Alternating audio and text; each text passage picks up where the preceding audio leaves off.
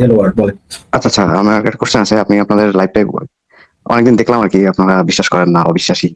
তো আপনাদের আপনারা যে বিশ্বাস করেন না, এর পিছে আপনাদের মানে মেইন কারণটা কি? লজিকটা কি? যে এইজন্য আমরা বিশ্বাস করি না। এটা যদি একটু বলতেন।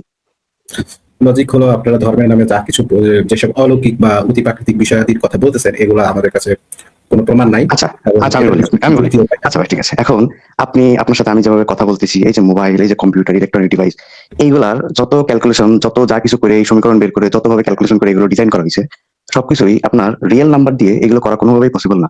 যখনই আপনার জটিল সংখ্যা দিয়ে ক্যালকুলেশন করা হয়েছে i√(-1) যে কোনো কিছুর স্কয়ার একটা মাইনাস জিনিস আসবে। এটা দিয়ে ক্যালকুলেশন করে এই জিনিসটা আমরা আপনার সলভ করে এই যে এখন আপনি চালাচ্ছেন। তো এটা তো পুরাই কাল্পনিক একটা জিনিস। এটার বাস্তব কোনো ভিত্তিই নাই। তো সেই জিনিস দিয়ে আপনার এই যে সবকিছু কাজ করতেছে, এটা কিভাবে কাজ করতেছে? তাছাড়া আমি আপনাকে যদি বলি ইলেকট্রন, প্রোটন, নিউট্রন বা তারপরেও আরো যদি ভাঙেন, কোয়ার্ক বা পজিট্রন, বোসন, এগুলো কোনো কিছুই দেখা যায় না। কোনো কিছু এখনো দেখা যায়নি। অস্তিত্ব আপনারা জাস্ট ফিল করতে পারছে তারা। তারপরে সেগুলো রিয়েল লাইফে কাজ করতেছে। ইলেকট্রন আপনি দেখতে পারবেন না, কিন্তু আপনি অনুভব করতে পারবেন। আপনি কারেন্টের শক খাবেন বা আপনার শরীরের ভেতরে ফ্লো হবে। তো এই যে জিনিসগুলা, এগুলো তাহলে কিভাবে আসছে? এগুলো প্রকৃতির নিয়ম। প্রকৃতির নিয়মে তো মানতেছে না আপনি জটিল সংখ্যার যদি ক্যালকুলেশন গুলো দেখেন। বাস্তব কোনো ভিত্তি নাই। এগুলো বিশ্বাস করেন কেন? আচ্ছা, এগুলা বিশ্বাসের বিষয় না। তখন আপনি যখন যে হাইড্রোজেন চেম্বারে ঢুকবে, তখন আপনি কণাগুলোর চলাচল দেখতে পাচ্ছেন। ঠিক আছে? আপনি একটু আগে বললেন যে ইলেকট্রিসিটি ধরলে আপনি শক খাইতেছেন। তো ইলেকট্রিসিটিতে যে কিছু একটা আছে বা পার্টিকেল আছে, এটা আপনি দেখতে পাচ্ছেন। তারপরে আপনি আলফা কণা পরীক্ষার কথা, রাদারফোর্ডের আলফা কণা পরীক্ষার কথা শুনেছেন? হ্যাঁ, হ্যাঁ, অবশ্যই মনে করেন। রাদারফোর্ডের আলফা কণা পরীক্ষার মাধ্যমে কি প্রমাণিত হয়েছে? পরমাণু তো আপনার একটা নিউক্লিয়াস আছে পরমাণুর কেন্দ্রে, সেখানে পজিটিভ চার্জ যুক্ত কিছু আছে, ম্যাক্সিমাম জায়গা ফাঁকা। হ্যাঁ। হুম। তারপরে আর কি আপনার আমরা যখন আলফা কণা এখানে আপনার আপনার পাঠাইছি তখন পজিটিভ পজিটিভ বিকর্ষণ করে একদিকে বেঁকায় গেছে, আবার আপনার 20,000 একটা উল্টা দিকে ফিরে আসছে। এটা তো রাদারফোর্ড স্ক্যাটারিং। হ্যাঁ, তাহলে এখান থেকে আমরা তো এটা প্রমাণ, এটা কি প্রমাণ বলে না? প্রমাণ। হ্যাঁ, আমি এটা বলিনি। আমি বলছি এটা এটা এই জিনিসটা অদেখা বিশ্বাস করবেন, এটা ঠিক আছে। আমরা অনুভব করে বিশ্বাস করতেছি। আমি তো আমার হ্যাঁ, কথার হ্যাঁ, মধ্যে কোথাও বলি নাই যে অদেখা জিনিসের উপর বিশ্বাস করি। আমি বলছি আপনারা যে সমস্ত কথা বলতেছেন, অতি প্রাকৃতিক কথা হুম। বলতেছেন, এগুলার পক্ষে যেমন কোনো যেমন প্রমাণ যেমন এবং ভাই একটা কথা, যেমন আরে ভাই প্লিজ, এই যে হ্যাঁ, কথা আচ্ছা বলেন বলেন না, বলেন। আচ্ছা যে একজন মানুষ আচ্ছা বলতেছে বলেন, তার শুনি। কথাটা আচ্ছা শেষ সরি হওয়ার জন্য সরি সরি। অপেক্ষা করতে হবে। ওকে ওকে ওকে, আগে পুরোটা শুনে তারপর বলতেছি। আমি বুঝতে পারছি, নোট নিচ্ছি তাহলে। ওকে ভাই বলেন।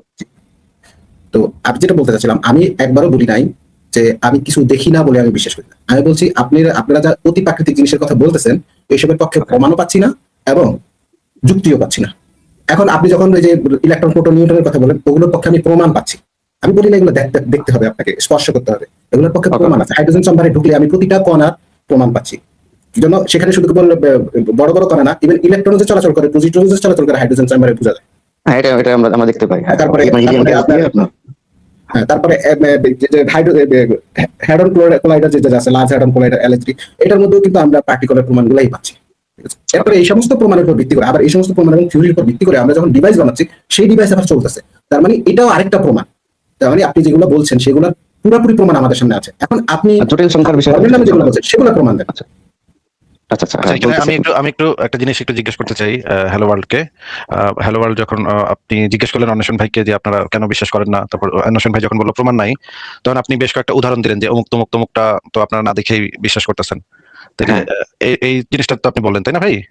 হ্যাঁ তো এইখান থেকে আপনি আসলে কি বুঝাইতে যাচ্ছেন সেই জিনিসটা আমি একটু জানতে চাই। যে অন্বেষণ ভাই তো তমুক তমুক তমুক জিনিসটা না দেখে বিশ্বাস করতেছে, তাহলে আমাকে আল্লাহরে বিশ্বাস করলে অসুবিধা কোথায়? আমাকে আল্লাহরে বিশ্বাস করেন না দেখা, না প্রমাণ পাইয়া, না বুঝছা, তাহলে তো এটাও করতে পারেন। মানে না না না, আমি আপনাকে ওটা বুঝাইতে চাই না, আমার কথা একটু শুনুন। কথার মাঝখানে যদি কথা বলেন না, তাহলে আপনি বুঝতে পারেন নাই তো।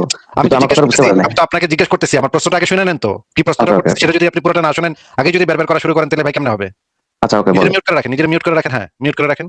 মানে হচ্ছে অন্বেষণ ভাই বলতেছে যে অন্বেষণ ভাই সে প্রমাণ পায় নাই, তখন আপনি বলতেছেন যে অমুক তমুক তমুক জিনিস, বিজ্ঞানের অমুক তমুক কাল্পনিক সংখ্যা টংখ্যা তমুক তমুক তমুক তমুক তমুক, এটা তো ভাই আপনারা না দেখা তো এটা তো চলতেছে, আপনারা তো কম্পিউটার ব্যবহার করতেছেন, চলতেছেন, সবকিছু মানতেছেন, তাইলে তাইলে আমাকে আল্লাহ কি দোষ করছে ভাই? আমাকে আল্লাহ তো আল্লাহরও কোনো প্রমাণ নাই, আপনাকে কাল্পনিক সংখ্যারও কোনো প্রমাণ নাই, এটা তো আপনারা না দেখেই আপনারা মানতেছেন, কম্পিউটার চালাইতেছেন, সবকিছু চলতেছে। তার মানে হচ্ছে আপনি যে জিনিসটা অন্বেষণ ভাইকে জিজ্ঞেস করতে চাচ্ছেন সেটা হচ্ছে যে আমরা তো ভাই প্রমাণ ছাড়াই মেনে লই, বিশ্বাস করি, আপনি করতেছেন না কেন অন্বেষণ ভাই? এই যে অমুক টমুক টমুক টমুক জিনিসটা আমরা সবাই দেখেন না, প্রমাণ প্রমাণ ছাড়াই আমরা মেনে নিছি, বিশ্বাস করে লিছি, অন্ধভাবে মেনে লিছি, তাহলে আপনি কেন আল্লাহরে এটা মানতেছেন না? আপনি তো ওই যে অমুক টমুক টমুক টমুক জিনিসটারে আপনি তো অন্ধভাবে মেনে লিছেন। তার মানে আপনি আসলে প্রস্তাব করতে চাচ্ছেন কেন অন্বেষণ ভাই অন্ধভাবে কোনো একটা কিছু বিশ্বাস করে নিচ্ছে না, কেউ একজন কইছে আর এটা বিশ্বাস করে কেন নিচ্ছেন না, সেইটা আপনি আপনার ওই যে যে জিনিসটা উপস্থাপন করছেন, কয়েকটা উদাহরণ উপস্থাপন করছেন, সেই উপস্থাপনের মাধ্যমে আপনি অন্বেষণ ভাইয়ের কাছ থেকে আসলে জানতে চাইছেন যে অন্বেষণ ভাই অমুক টমুক টমুক জিনিস কেন মানছে আর এইটা কেন মানতেছে না।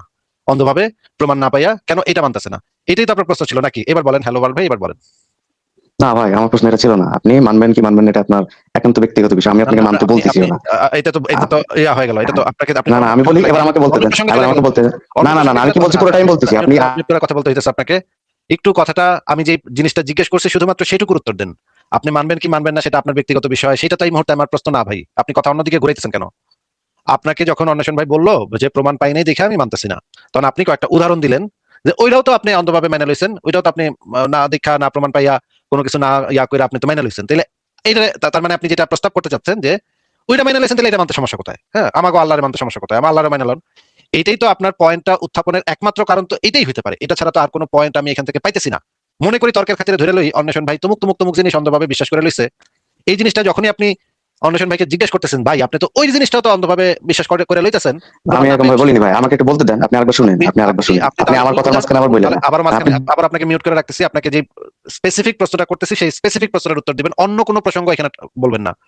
আপনি তাহলে ওই অন্বেষণ ভাইকে ওই জিনিসটা কেন জিজ্ঞেস করতেছিলেন যে অন্বেষণ ভাই আপনি তো ওই যে দেখেন এই কম্পিউটার বানাইতেছে, কাল্পনিক সংখ্যা দিয়া করতেছে, এটা দিয়ে তো চলতেছে, আপনি তো কম্পিউটার ব্যবহার করতেছেন, এই উদাহরণগুলো আপনি কেন টানছিলেন? এটা উদাহরণটা টানার একমাত্র কারণ তো এটাই হতে পারে যে অন্বেষণ ভাই আপনি তো অমুক জিনিসটাও তো আপনি প্রমাণ না পাই মেনে লইছেন, তাহলে আমাকে আল্লাহরে মানতেছেন না কেন? এটাই তো আপনার একমাত্র ভ্যালিড পয়েন্ট হতে পারে এখান থেকে। এছাড়া তো আর কোনো পয়েন্ট এখান থেকে আসে না।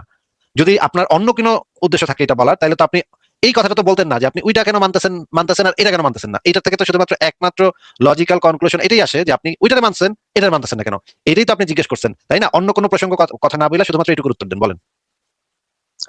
আমি ওনাকে যেটা বলছিলাম এটা আবার বলি, আবার শুনেন তাহলে। আমি ওনাকে বলতেছি যে আপনার জটিল সংখ্যা বা এই যে এইসব জিনিস তো কাজ করতেছে, আপনারা তো অবিশ্বাস করেন, ঠিক আছে। আমি বলতেছি, আমার কোশ্চেনটা ছিল আপনারা কেন অবিশ্বাস করেন। এখন উনি বলতেছে, ওনার লজিকটা হলো যে ঠিক আছে আমরা এরকম কোনো প্রমাণ পাচ্ছি না। আমি বললাম যে জটিল সংখ্যা বা এই টাইপের এইগুলোর কোনো বাস্তব প্রমাণ নাই, এগুলো ওইভাবেই চলতেছে। এটা হলো আমার কোশ্চেন ছিল। এখন আমার কথা হলো এই আপনি কোশ্চেনটা আল্লাহ করার উদ্দেশ্যটা কি? কোশ্চেনটা করার উদ্দেশ্যটা হ্যাঁ, করার উদ্দেশ্যটা কেবল বলছি, উদ্দেশ্যটা এবার বলি। দুইবার আচ্ছা, এবার উদ্দেশ্যটা বলছি। এখন যে অমুক জিনিসটা আমাদের আপনি পৃথিবীতে কথা শুনে নেন। আচ্ছা বলেন। এটা এই জিনিসটা প্রশ্ন করার একমাত্র উদ্দেশ্যই হতে পারে এটা যে ভাই অমুক জিনিসটা তো আপনি মাইনা লইছেন, আমি অমুক তমুক তমুক জিনিসটার উদাহরণ তখনই দিব যখন অমুক জিনিসটা অন্বেষণ ভাই মাইনা লইছে, কিন্তু এই জিনিসটা খালি মানতেছে না কেন। এইটা যখন আমার কোশ্চেন হবে তখনই আমি এই ধরনের একটা উদাহরণ দিয়া অন্বেষণ ভাইয়ের কাছ থেকে জানতে চাবো যে আপনি তো ভাই মানে মনে করেন অন্বেষণ ভাই বললো আমি কমলাপুর বাজার থেকে বাজার করি না। হ্যাঁ, না, আমি অন্বেষণ ভাই জিজ্ঞেস করতে পারি, অন্বেষণ ভাই আপনি তো পাটুয়াটুলি থেকে ঠিকই বাজার করতেছেন, আপনি তো ওইখানে তো একই মাছ আসে ভাই, কমলাপুর বাজারে যে মাছ আসে পাটুয়াটুলি বাজারেও সেই একই মাছ আসে, আর ওই যে কারণ বাজারেও তো একই মাছ আসে। আপনি কারণ বাজারে যান, পাটুয়াটুলিতে যান, কিন্তু আপনি কমলাপুর বাজারে যান না কেন ভাই? আমি অন্বেষণ ভাইকে এই প্রশ্নটা করতে পারি তখনই যখন মাছ একই সব জায়গাতে যায়, কিন্তু অন্বেষণ ভাই শুধুমাত্র কমলাপুর বাজারে যায় না, কিন্তু পাটুয়াটুলি আর কারণ বাজারে ঠিকই যাইতেছে। আপনি যখন এই কোশ্চেনটা করবেন তার মানে হচ্ছে গিয়ে আপনি জিজ্ঞেস করতে চাচ্ছেন যে ভাই আমার আল্লাহর কোনো প্রমাণ নেই, আপনিও তো কাল্পনিক সংখ্যার তো কোনো প্রমাণ নাই, কাল্পনিক সংখ্যা তো ঠিকই কাম করতেছে।